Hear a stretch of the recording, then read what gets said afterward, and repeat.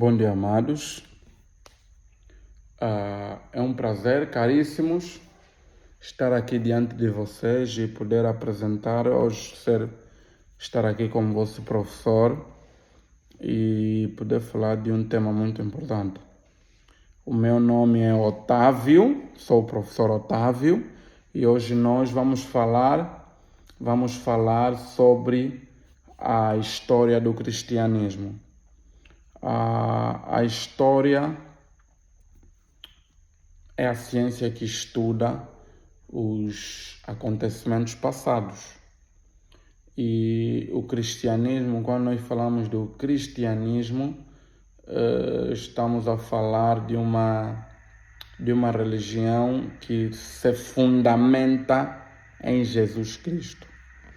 Assim, a história do cristianismo ela é muito longa e remota e já levam 2023 anos. 2023 anos. Então, nós vamos nos focar especificamente nesta aula na Era dos Mártires. Abra sua Bíblia, por favor, em Gálatas 4:4. Gálatas 4:4 e vamos já fazer a leitura. Bem, a história do cristianismo nos ensina como o cristianismo surgiu, sobre os primeiros cristãos, seus costumes, a sociedade em que estavam inseridos. Falo especificamente do contexto social, o contexto econômico, o contexto político, o movimento da proclamação do Evangelho de Cristo, como chegou aos dias atuais e quais as suas implicações para todos os discípulos, para os discípulos do Rei Jesus Cristo. Portanto, essas implicações são para todos os cristãos ou todos os discípulos de todas as eras.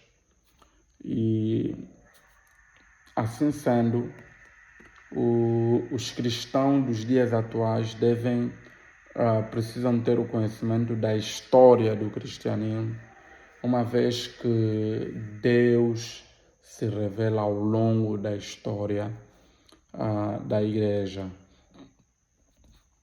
Assim,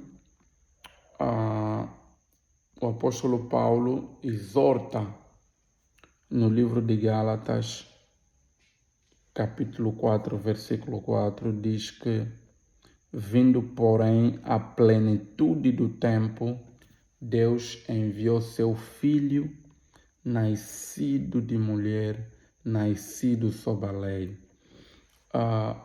Esta palavra, plenitude do tempo, ela significa tempo certo, no momento exato, no momento ideal, Deus enviou o seu Filho. Assim, esse momento ideal, essa plenitude, dá-nos a entender de que houve um momento de preparação, houve alguns acontecimentos que eram necessários para que esse tempo chegasse.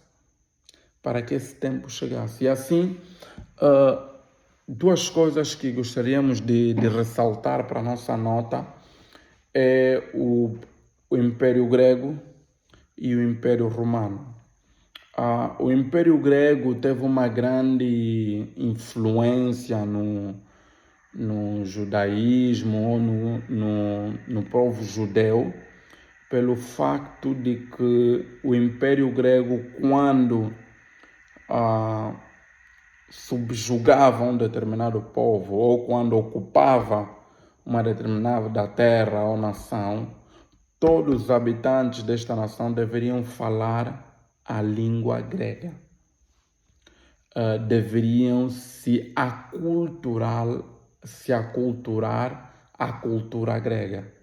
É daí que deu-se um movimento helenístico ou um movimento de migratório, em que os judeus começaram a viajar para os países, para a Grécia, e para outras nações que faziam parte do Império Grego, e começaram a falar o grego. É daí que, por exemplo, a Bíblia, o Antigo Testamento é traduzido, nesse caso a Septuaginta é traduzida do hebraico para o grego. Então, e também observamos que o Novo Testamento é escrito em grego. Então, daí podemos observar que o Império Grego teve uma grande influência em termos cultural, e a questão cultural entra a questão linguística, os hábitos, costumes, tudo isso.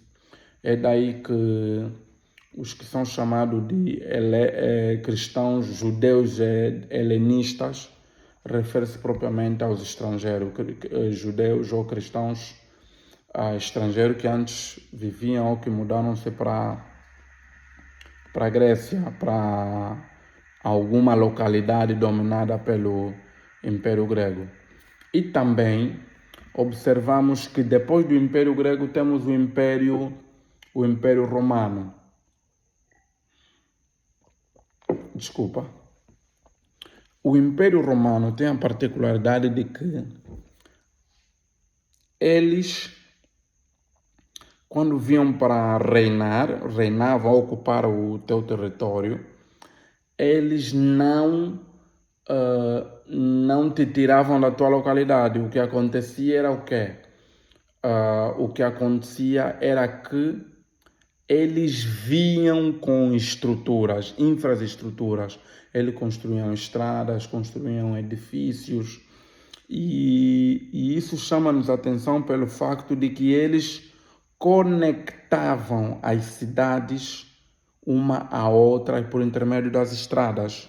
Então, isso permitiu com que, mesmo na expansão do Evangelho, permitiu com que houvesse essa facilidade de locomoção, essa facilidade de movimentação, porque eles tinham um propósito econômico. Eles precisavam de movimentar bens de cidades para outra, e as estradas vinham facilitar a comunicação entre os povos ou as nações que estavam sob o seu domínio. Então nós observamos que isso teve um grande papel. E então isso, com o Império Grego e o Império Romano, observamos que há as condições estão preparadas para que Jesus Cristo viesse. É daí que o apóstolo Paulo, ele diz que, vindo, porém, a plenitude do tempo, Deus enviou seu Filho, nascido de mulher, nascido sob a lei. E assim, Mateus, no capítulo 1, versículo 1, diz que, tendo Jesus nascido em Belém da Judeia, em dias do rei Herodes, eis que vieram uns magos do Oriente a Jerusalém. Então, é a plenitude do tempo. Jesus Cristo vem, nasce, cresce, começa o seu ministério, recruta, chama os seus discípulos, tem um período de ensinamento, ensina os seus discípulos, instrui os seus discípulos, mostra as virtudes do reino de Deus, e depois ele morre, ressuscita ao terceiro dia e vai para os céus. E certamente nós aguardamos pela sua vinda. Então, a história do cristianismo, ela continua, é progressiva até ao momento em que Jesus Cristo vier buscar a sua igreja. Em Mateus 16 nós encontramos Jesus Cristo a revelar o surgimento desta entidade, o surgimento desta gente, o surgimento da eclésia, o surgimento da igreja. E em Mateus 16, nos versículos 18 a 19, diz: também eu te digo que tu és Pedro, e sobre esta pedra edificarei a minha igreja, e as portas do inferno não prevalecerão contra ela. Dar-te-ei as chaves do reino dos céus. O que ligares na terra terá sido ligado nos céus, e o que ligares na terra terá sido e o que desligares na terra terá sido desligado nos céus. Então aqui observamos que Jesus Cristo está a apresentar o seu plano de que há uma mudança em que Deus, ao olharmos para o Antigo Testamento, nós observamos que Deus trabalha, Deus age no mundo por intermédio da nação de Israel. Mas agora observamos que Deus começa com o surgimento da igreja. Deus agora passa a agir no mundo por intermédio da igreja. A igreja que é constituída por todos aqueles que aceitaram Jesus Cristo como Senhor e Salvador. Já visto que João, no capítulo 1, no versículo 12, diz que: mas a todos quantos receberam, Deus deu-lhes o poder de serem feitos filhos de Deus, aos que creem no seu nome. E a igreja tem o seu início em Atos.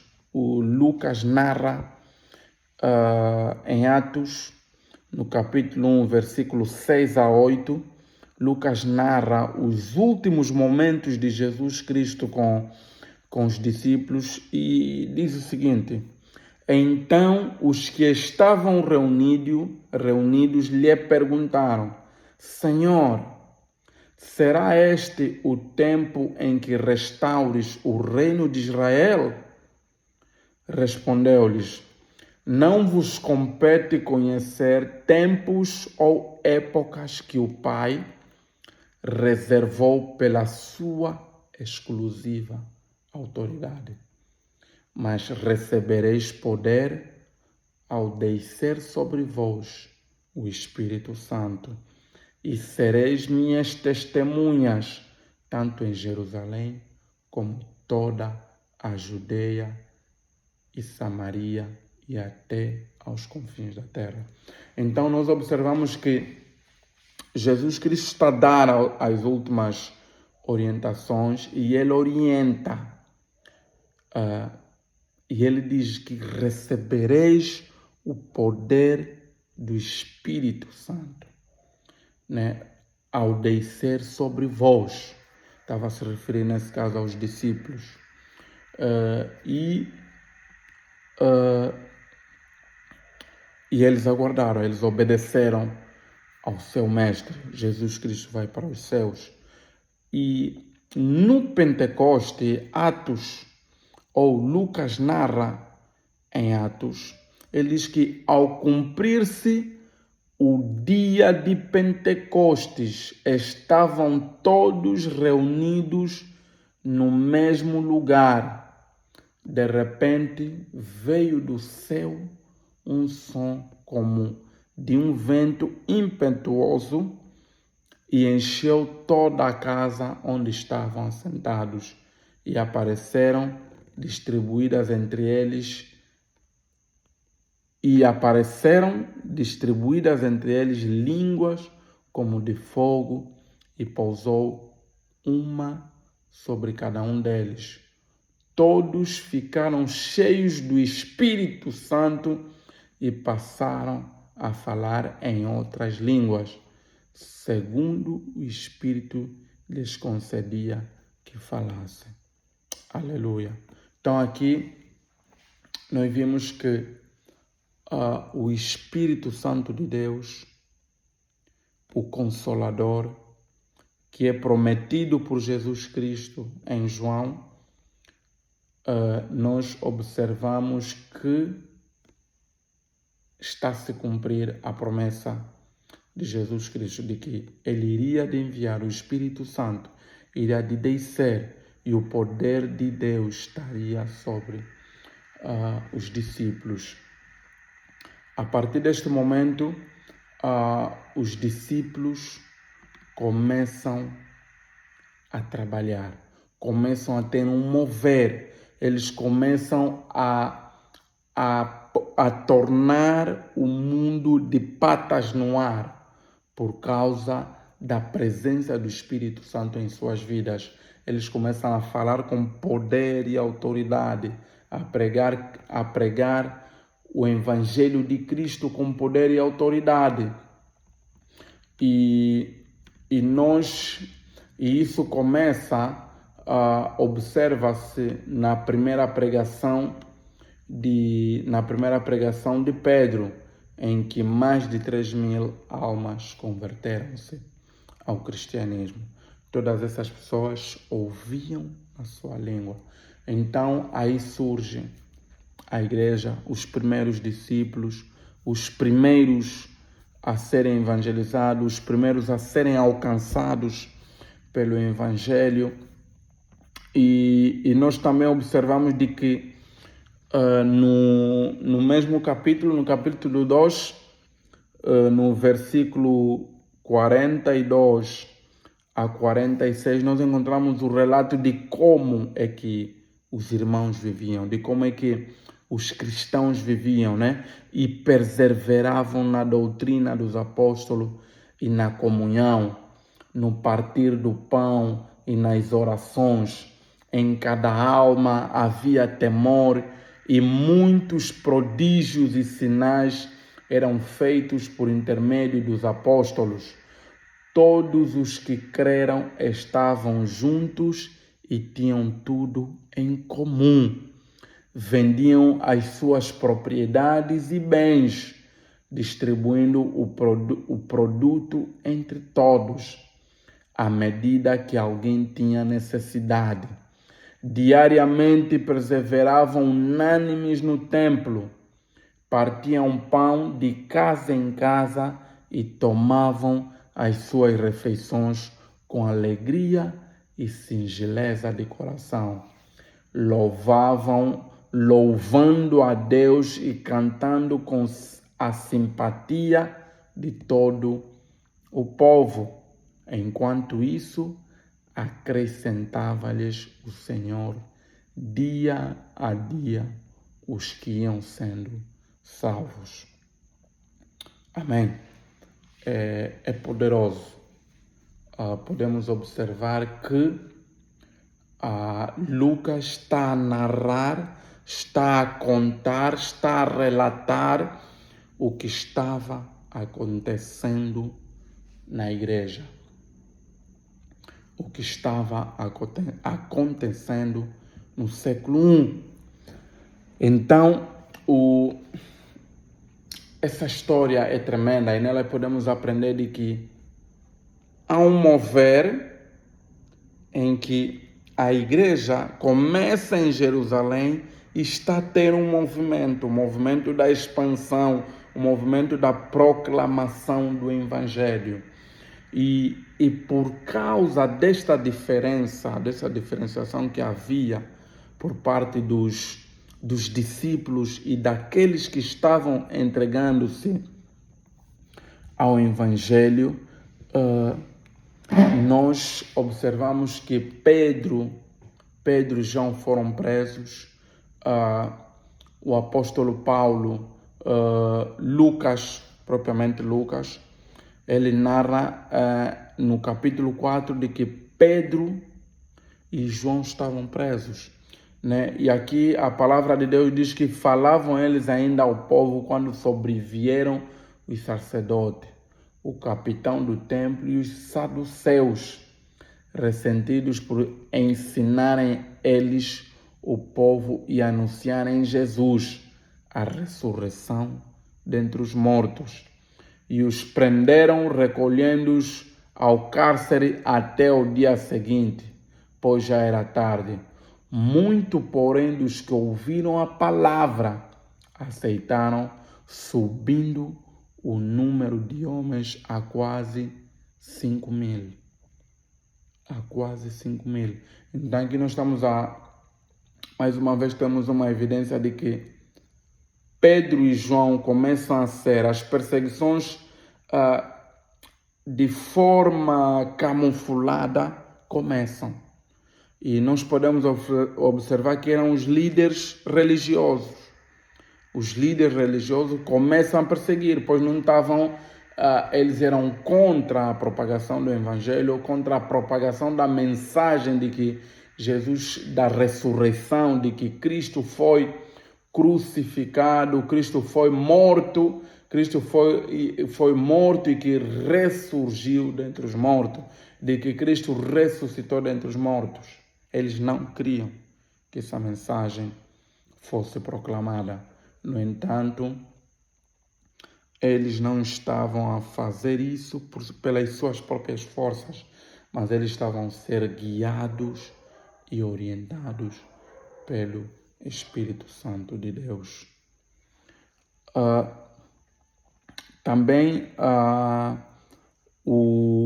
outra questão que também nos chama a atenção foram os milagres, né? A maneira como as riquezas eram distribuídas e a instituição dos diáconos, né? Em que a ideia era os apóstolos focarem-se na pregação do Evangelho de Cristo, na mensagem da ressurreição de Cristo dentre os mortos, e os diáconos estariam focados nas questões da distribuição ou nas questões sociais, na distribuição de mantimento para os outros irmãos.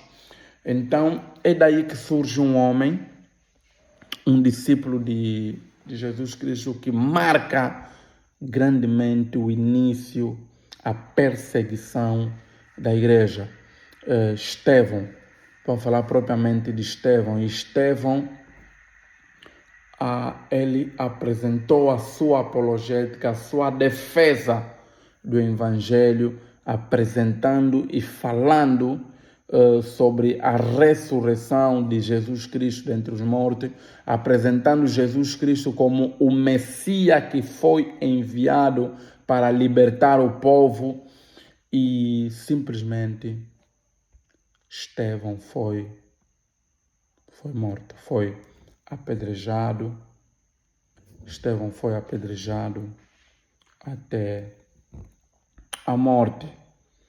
E nas últimas palavras de Estevão, em Atos 7:59, ele diz: e apedrejavam Estevão, que invocava e dizia: Senhor Jesus, recebe o meu espírito. Então, ajoelhando-se, clamou em alta voz: Senhor, não lhes impute este pecado. Com esta palavra, adormeceu. Então, a morte de Estevão dá início a um período de perseguição da igreja. E no capítulo 8 de Atos, nós observamos que Paulo, nesse caso Saulo, que é Paulo, consentia na sua morte, né? Ele estava presente no momento em que Estevão estava sendo apedrejado, né? A palavra de Deus em Atos diz que e Saulo consentia na sua morte. Naquele dia levantou-se grande perseguição contra a igreja em Jerusalém e todos, excepto os apóstolos, foram dispersos pelas regiões da Judeia e Samaria. Alguns homens piedosos sepultaram Estevão e fizeram grande pranto sobre ele. Saulo, porém, assolava a igreja, entrando pelas casas e arrastando homens e mulheres, encerrava-os em cárceres. Então nós observamos que